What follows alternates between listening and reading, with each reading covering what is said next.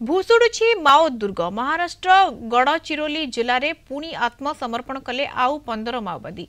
आईएमएमसी प्रवक्ता अनंत ओरफ विकास नागपुर समेत 15 हार्डकोर माओवादी आत्मसमर्पण करिसेंती। गड़चिरोली जिला गोंतिया पुलिस आगे एमाने आत्मसमर्पण करिसेंती।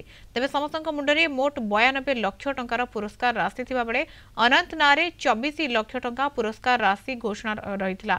माओवादी माने विपुल अस्त्रशस्त्र सहित आत्मसमर्पण करिथिबा जणा पड़िछि।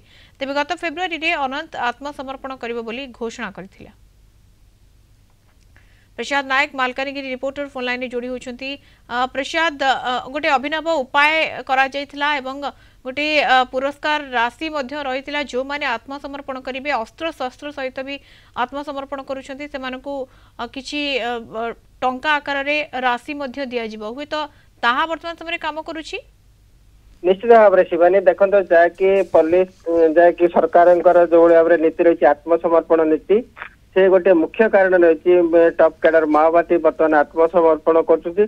द्वितीय है जो भाव में सुरक्षा कर्मी अहर ऑपरेशन चली जहाद्वारा कि एवं निजर प्राण कि भाव में बंचेबे ताकू नहीं से माने बर्तमान पुलिस आगे आत्मसमर्पण कर। विगत दिन में अनेक माओवादी टॉप कैडर माओवादी निहत हो सारे ता सहित शताधिक माओवादी बर्तमान आत्मसमर्पण कर।